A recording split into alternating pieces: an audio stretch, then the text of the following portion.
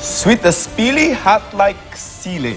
Ganyan inilarawan ng ilang netizens si Miss Universe 2018, Catriona Gray.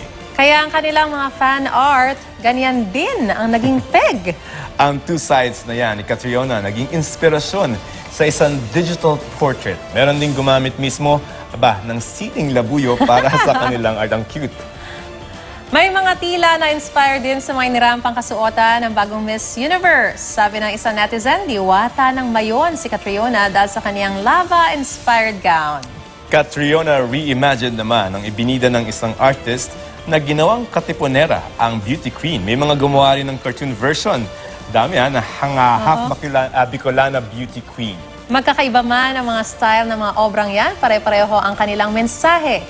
Congratulations, Catriona, at you made all Filipinos proud. At syempre, sobrang gaganda ng lahat ng mga fan art na to, di ba? Sobrang dami pati. Ang ganda!